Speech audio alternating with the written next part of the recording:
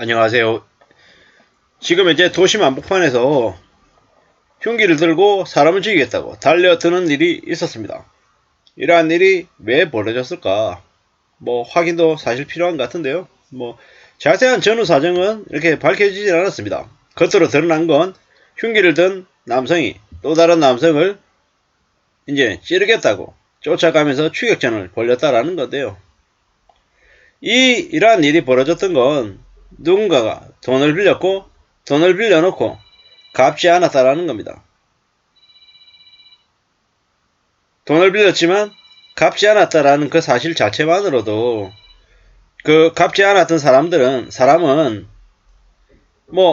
결국에는 엄청난 이제 비난의 대상인 거죠. 돈을 빌렸으면 갚아야죠. 왜 안 갚고 저런 문제를 만드냐라는 거죠. 어이가 없죠.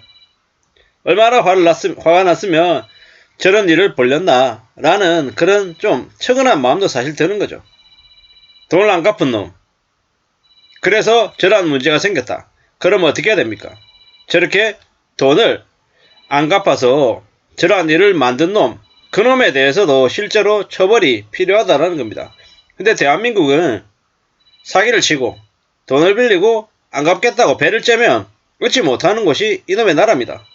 그냥 개인 간에 돈을 주고받은 거래로 민사라고 하는데요. 민사라고 하면서 그냥 개인들 당신들끼리 알아서 하시오 하고 놔버리죠. 그렇게 해서 민사소송에서 이겨도 채무자가 돈을 안 주면 어떻게 강제할 방법도 없는 게 이놈의 나라입니다. 이렇게 법이 허술을 하니까 이러한 일이 생기는 거죠.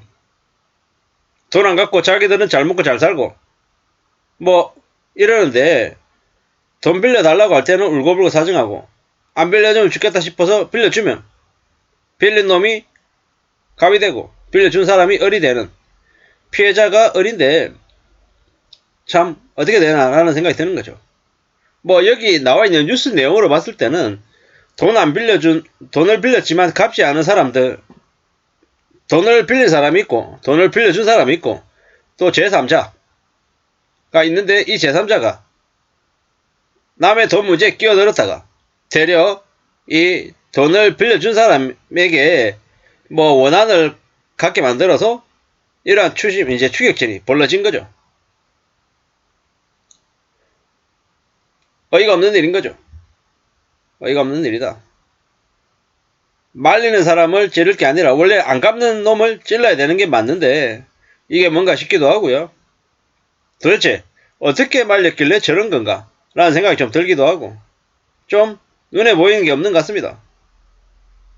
서울 한복판에서 이런 일이 벌어진다라는 것도 참 믿겨지지도 않고요. 우리가 앞으로 얼마나 살벌하고 겁나는 세상이 될지 알려주는 뉴스인 것 같습니다. 함부로 돈을 빌려서도 안 되고요. 함부로 돈을 빌려서 갚지 않는 그런 만행을 저질러서도 안 되겠다라는 생각이 들었습니다. 우리의 삶이 얼마나 힘든가, 얼마나 어려운가 여실히 보여주는 거고요. 앞으로 많은 생각들을 하게 됩니다. 지금의 세상, 지금은 미국의 기준금리 3월달 자연스텝 우려 때문에 한국의 시중금리도 엄청 덜컥거릴 거죠. 이미 미국은 채권금리가 올랐어요. 미국의 채권금리가 오른다는 건 한국도 덩달아 채권금리가 오른다는 얘기인 거고, 원달러 환율도 요동칠 거고, 국내에 있는 외화들도 해외로 유출될 가능성이 매우 크고, 이래저래 한국은 사면초가 첩첩산중이다라는 말씀을 드립니다. 당근마켓에서도 보면 40이 빌려주면 52로 10만원 더 붙여서 갚아드릴게라고 얘기하는 이제 그런 얘기들이 나올 정도죠. 사실상 그런 사람들에게 42를 빌려주면 갚을 수 있을까요? 못 갚을까요? 못 갚는다고 보면 맞죠. 이게 현실입니다. 이러한 현실을 어떻게 받아들여야 될까요? 어떻게 생각해야 될까요?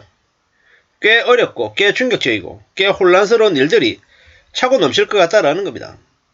제가 이제 일본 소설 같은 것들을 보면서 미야베 미유키 화차나 히가시노 게이고의 책들이나 여러 가지 이제 책들을 이제 읽다 보면은 왜 저렇게 일본 사람들은 저렇게 잔인하고 이게 살벌한 이야기들이 많이 벌어질까라고 생각했는데, 알고 보니까 그것 또한 전부는 아니지만 상당수는 경제적인 문제하고 직결이 되어 있더라고요. 경제적인 문제가 해결이 안 되는 가정에서 아이들이 방치되고 남편이, 아내가 바람이 나고 뭐 이제 자기 인생 살겠다고 자기들 버리고 남편 버리고 마누라 버리고 도망가 버리고 남아있는 사람들은 인생이 파탄나고 이런 경우가 너무 많더라고요. 뭡니까 히가시노 게이고의 기도에 막이 내릴 때인가요? 거기 보면 되게 슬픈 게 거기 나오는 이제 형사라고 하는 사람의 엄마는 엄마대로 우울증 때문에 집을 떠나서 혼자 조용히 이제 외로이 죽고요.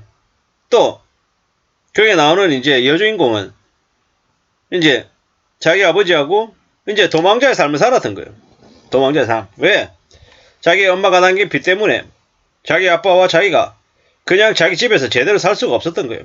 그러다 보니까 도망자의 삶을 살고 또 자기 아빠는 이제 자기 딸과 죽으려고 한 호텔에 이제 마지막으로 이제 잘 차려진 음식을 먹고 이제 죽으려고 이렇게 했는데 어떻게 하다 보니까는 이제 길이 생겨서 남의 신분을 훔쳐서 남의 신분으로 살죠.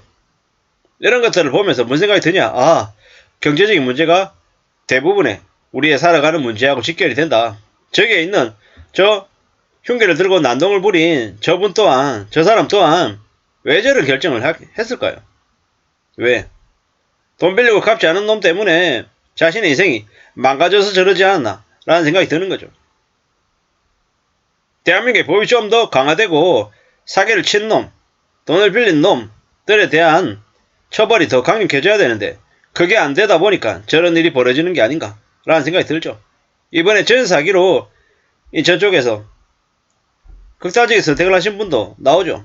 앞으로 그러한 사람들이 대거 늘어날 것 같습니다. 왜겠습니까? 대한민국이라고 한 나라에 정부가 제대로 된 사법체계를 갖추지 않다 보니까 저런 거죠. 대한민국의 야당 대표 잡는 데는 먼지 털듯이 엄청 쌩 난리죠. 조국 조사할 때처럼 엄청 난리죠. 이런 세상에서 안전하게 살아가는 게 참 쉽지 않은 것 같습니다. 우리가 살아가는 세상을 어떻게 헤쳐나와야 될까 이런 고민들도 더 많이 드는 게 사실인데요. 함부로 남을 믿어서도 안되고 남에게 의지해서도 안되고 내 속 사정을 남에게 함부로 털어놔서도 안되겠습니다. 잘못했다가는 언제든지 내가 날벼락을 같이 맞을 수 있기 때문인 거죠. 참 무서운 세상에 살고 있다는 걸 잊지 말아야 될 것 같고요. 항상 조심하면서 살아야겠습니다. 그거 말고는 길이 없는 것 같습니다. 이상입니다.